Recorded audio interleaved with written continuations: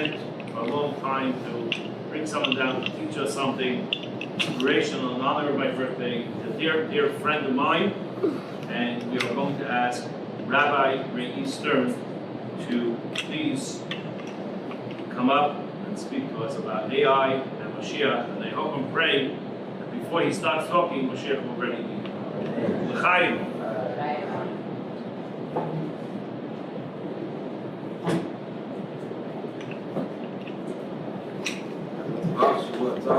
Thanks for having me.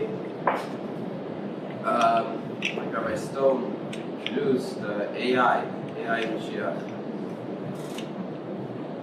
So we call it artificial intelligence. We don't call it artificial expression. We don't call it artificial action. Feelings for sure not. Now this is the same technology that drives a Tesla. But we call it intelligence. As you all know, intelligence occupies a very unique space. Any entity in the world can be divided into 10 parts. As many of you are familiar with the 10 sephiros. We classify all the different interactions, all the different components of anything as the 10 parts, which can generally be reduced into 3 components. There's the action, the feeling, and the intellect, the intelligence.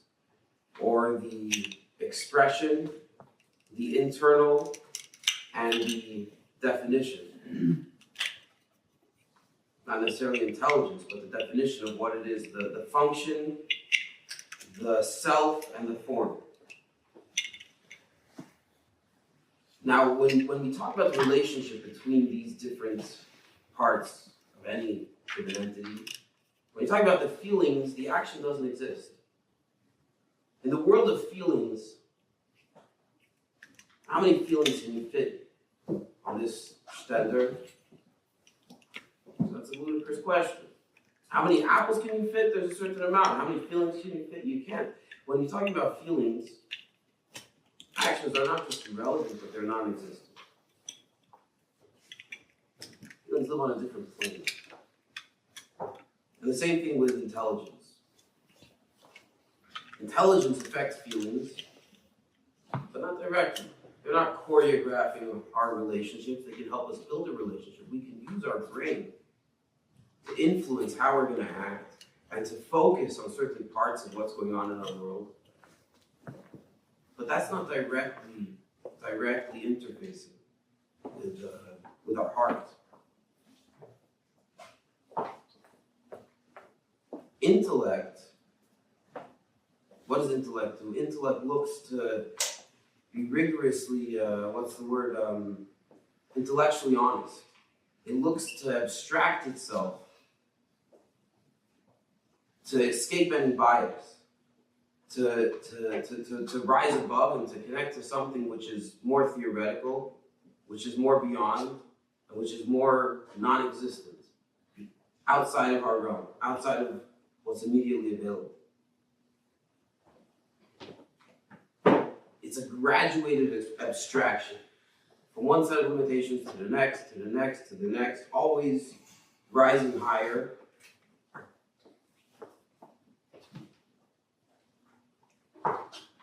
A child to his parents, for example. When we're kids, we all know everything. Unfortunately, we sometimes forget everything, but when we were kids, we knew everything. And the relationship between a parent and their children, God forbid to say that there's a divide there, but there's for sure maintain a good relationship. But the comparison of where they live, the framework where a child lives, versus the framework where a parent lives, where an adult lives, there's worlds apart, and you can't compare it. It's almost infinite. It's almost an infinite divide. There's almost no bridge. The word that the world is using for this is a paradigm shift. For AI, where we're entering a new world, we're entering a place where, again, the word's a buzzword, but the word is a paradigm. It's a different paradigm. It's a different reality. Now, Judaism looks at information from the opposite direction versus the rest of the world. In the world, we have a concept of logic. We have rules of logic, and we build from 1 plus 1, we build 2. With human intellect as a cog within the system, as somebody, a piece, we can't see the big picture. We can look at all the details and we can formulate the rules and the laws which govern them, and we can try to imagine, to grow, to build bigger up. Judaism looks at intellect from an opposite perspective. Judaism looks at intellect that this is the law. Torah is the blueprint for the world. We're given a set of laws which define everything, and from there, top down, these patterns describe all of reality. An example that's given is you have fire and water. Fire goes up, fire is hot, fire is bright, and on and on and on. Water is the exact opposite. Water flows downward. Water is cold. Water is bluish, different color than fire. So the way the world looks at it, these are details which we observe. The way the Torah looks at it is that these are related to the essence of the object, to the story, the concept, and from there expand and are expounded all of the problems.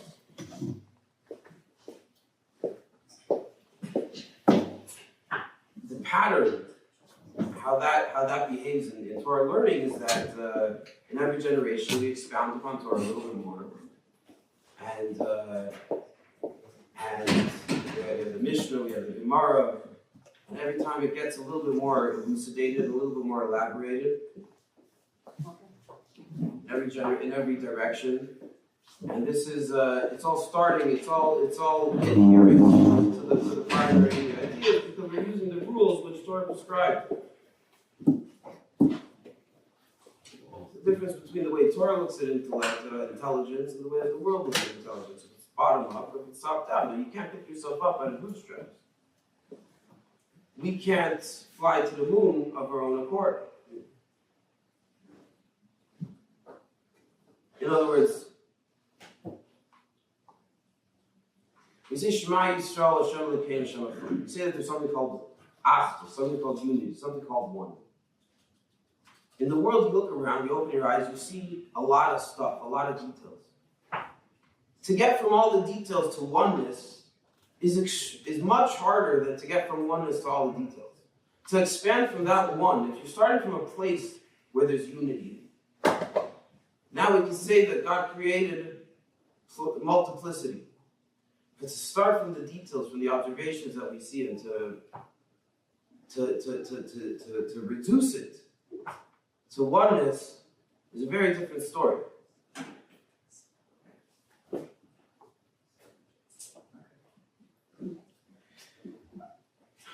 The way that the world, till today, has operated, what do we do when we go in the morning? We wake up and we work on being a better person. And we work on making the world a better place. We work with those details. We work with combining, contrasting, and working through all of the details that are going on in our lives and in the world. We turn the world from a jungle into a garden. Civilization. If it weren't for humanity, if it weren't for life in the world, organic matter is somewhat chaotic, and not just chaotic, not just a jungle, but it actually, without life, would revert to entropy. It would revert to an equality of zero information, of zero differentiation between what's going on.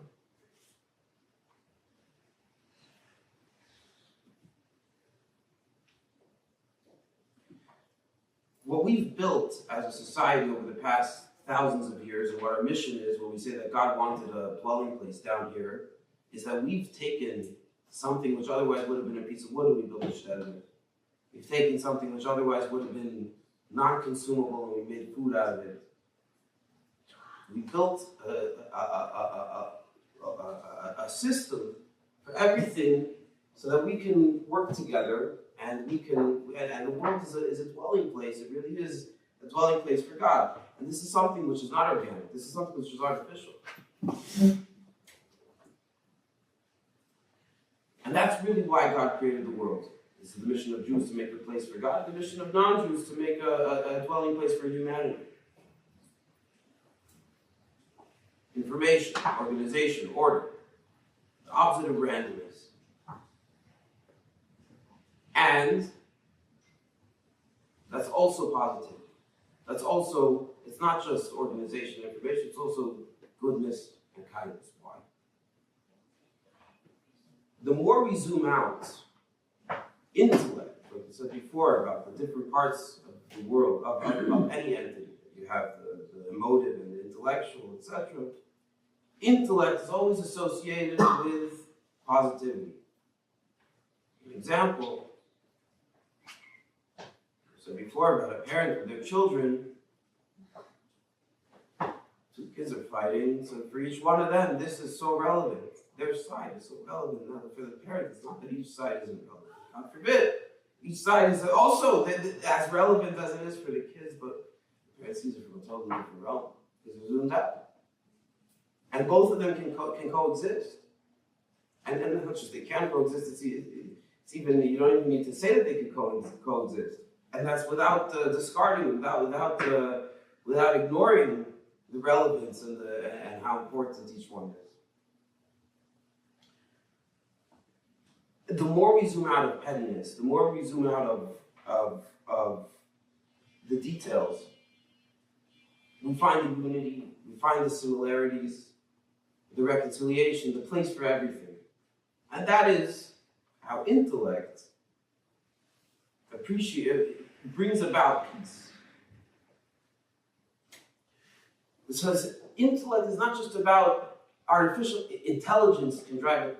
It's not just about robots. It's not at all about robots. We call it artificial intelligence because intelligence is the mission which we're here to reveal. The spirituality within the physicality, like we always say, the spirituality and information, purpose, the story. We are the story. We're writing the story. We are the story. The story, God's story, which He created the world for us to tell, for us to be, for Him to enjoy, and for us to enjoy.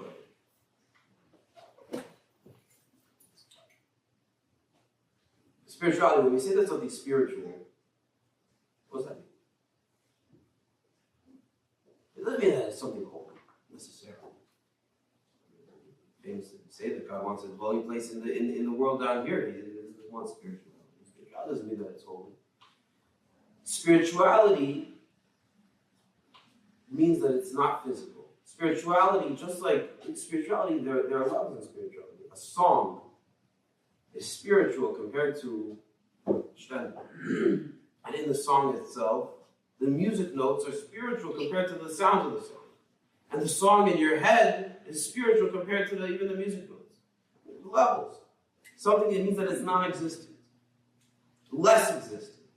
Physicality, the same way, has its levels. There could be something which has meaning within it. And there could be something which is base.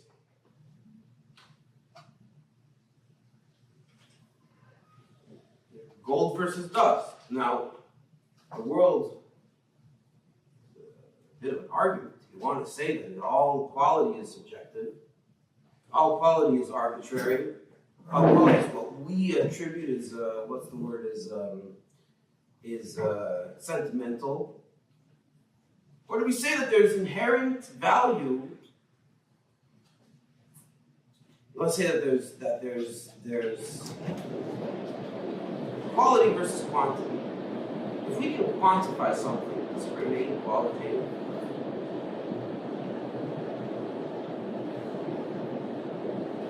say that something is better. Why is it better? Because it's bigger. So then it's quantity again. You say it's better. Why is it better? Because it's fast acting, it's long lasting. Whatever metric we're using to define it is going to be the quantification. How can we say that there's something called quality? When AI started to introduce the world to something called quality. Why? Something called an emergent entity. Get to it in a minute. An emergent entity is where you take AI and you throw in a lot of data. And the data which it spits out isn't present in the original data set. It's generative. Generative means that he's giving you something you spit in. Normal statistics means you give in the data, and 97% say yes, 3% say no, so we go with the 97, and we also show you the 3% when you ask for it. In generative AI, you're always going to get a little bit of the 97 or a little bit of the 3 because the whole picture together gives you something more. And that's what the world is starting to understand. There's something called quality. There's something that you can't measure. That you can't say that this was present in the details. Or in other words, let's get it from a different perspective. A good life. A person lives according to the way Torah prescribes. Generally, life is going to be better. How can you measure that? I believe you shouldn't have to.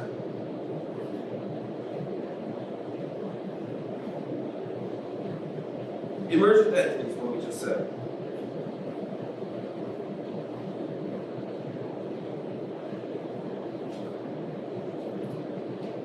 We said before about feelings versus actions, or thoughts, intellect versus feelings.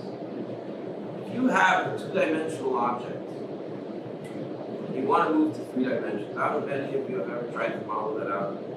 You can accelerate anything, but it's very impossible.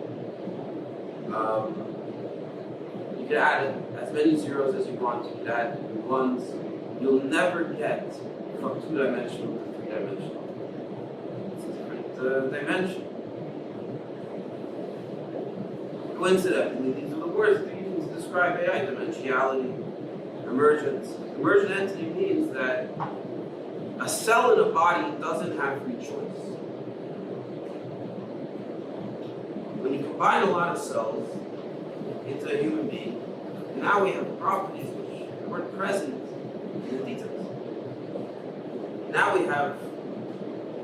couldn't have predicted, we couldn't have imagined what would have happened once we put all these together. And now from the details emerges a new existence, a new dimension. Same thing is in a lot of different examples. Same thing with people in a society.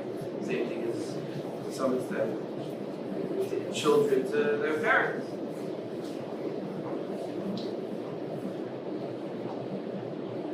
And more than that, the person cares about the cell more than the cell cares about the cell. Even though he doesn't know it exists.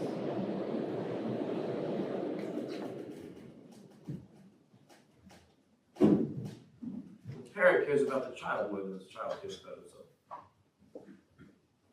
If you look at the direction that the world is heading, look at where the world is moving.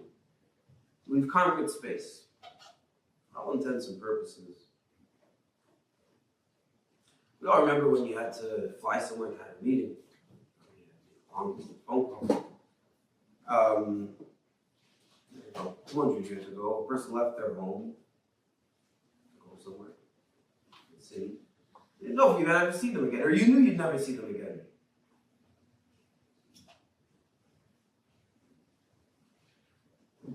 Conquering space means, by extension, we've conquered time also.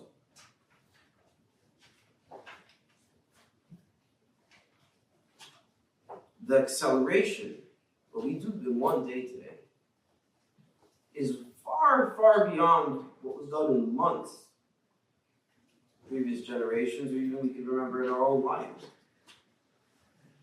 And not just that it's accelerated, but the acceleration itself is accelerated.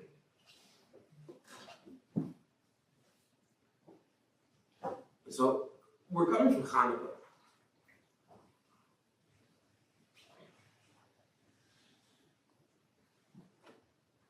We're coming from Hanukkah. There was a famous event called Hanukkah Live. Hanukkah Live was in the early 90s. The Rebbe made AI.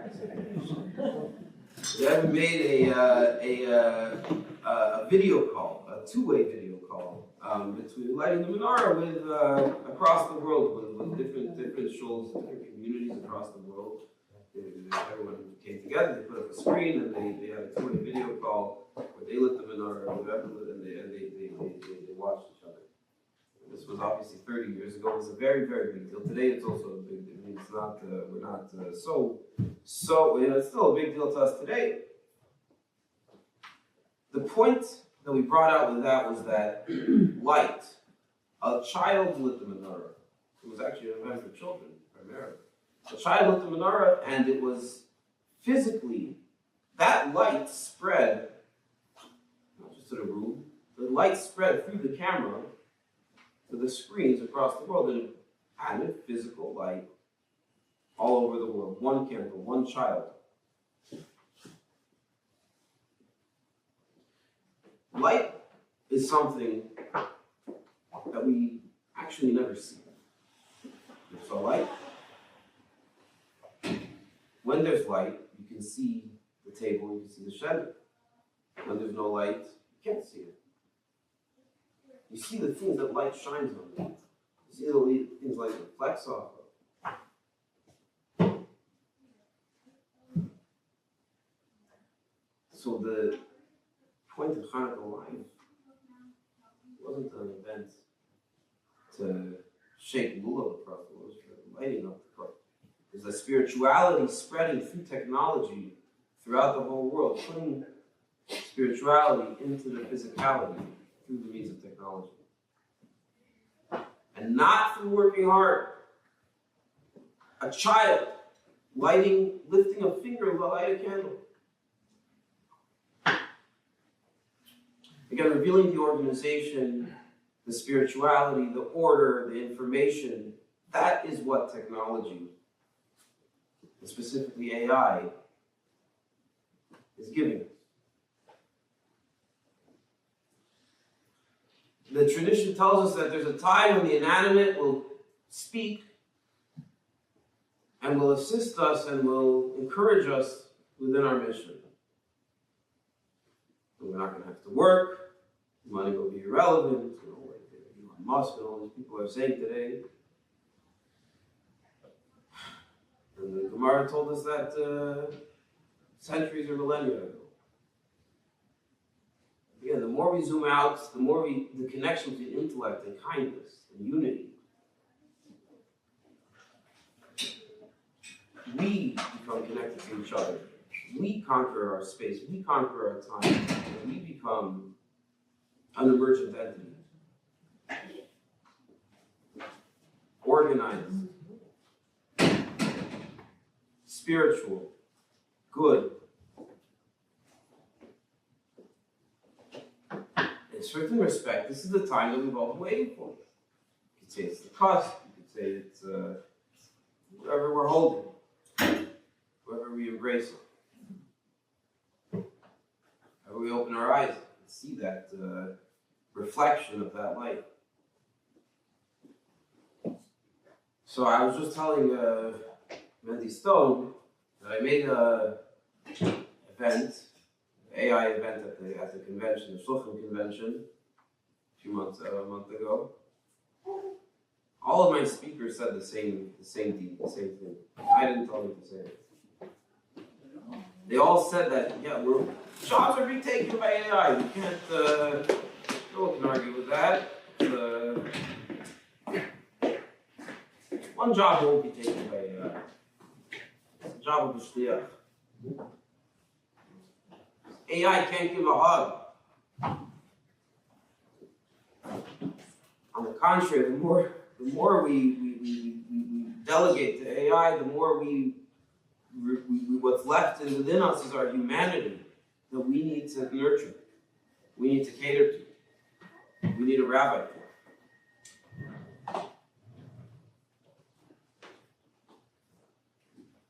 Yes, it could be smarter than us. It could teach us Torah. You know, we have a tradition that the Torah in the times of Mashiach is going to shine. The Torah that we have today will pale in comparison to it. And that, as far as I understand, is not talking about the Torah Chadash and to taste it, the Torah that Hashem what Hashem himself will reveal to us. That's talking about what we can accomplish in the times of Mashiach. But being smarter than us doesn't mean being more good or more spiritual or more human. For example, consider. Open up a Chumash. Open up a Chumash creation. First possible creation is part of the Kimus Shemaim Yisrael. How much data is in that possible? 7 words. 7 words. There's this much data, this many bits, this many bytes.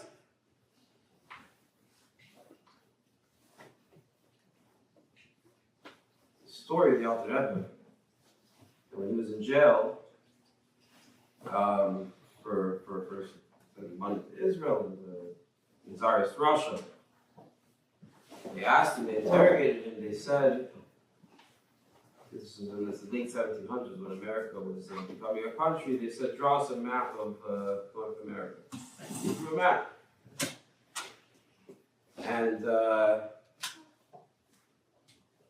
was strikingly accurate. And they said, obviously you're a spy. How do you know the map of the U.S.? Tells them, when I looked in the bays of Bereshit, I see the way the whole world is. It was there, I drew you the map. This data lives on the soul of the Jew. This is not data that lives the way we understand it. This is the inherent organization which we've revealed. We've spent millennia working to uncover God's story. We are the letters of God's story, so to speak, which spell out that spirituality and organization and that intelligence. Now we're approaching that dimension, that next dimension, that emergent entity, where we can start to read the book that we've written throughout our long history.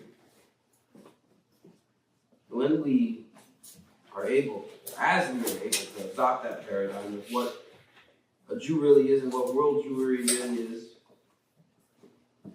unprecedented love for each other, because we really are one entity, we really are one, as they say, emergent entity. The Ahavas Yisrael, the love for a fellow Jew, is because we really, really, really are one. And the concrete of space, the accelerated acceleration, it's really what infinity is. That's where we're going over here. This is something entirely new. So we're there. In this week's Parsha Shmos, Moshe Rabbeinu comes and tells the Jews that we're there. He tells the Jewish people, we're there. 1 second, then they stay in slavery for another year.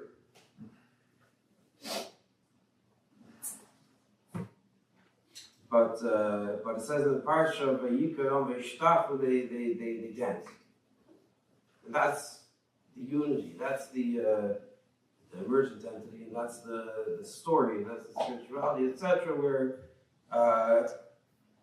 AI represents for us today a tool, an expression, and an actual presentation of what this looks like. We'll always need a rabbi. Rabbi Stone, happy birthday. Happy birthday. Please take us to Mashiach for Pile Mamish, not just in the information space or the intellectual space, but with the peace and the unity which that draws down into reality and into what we're finally able to see the beginning of. It's a very big task, it's a very tall order, but it's also as simple as lighting a candle. L'chaim, l'chaim.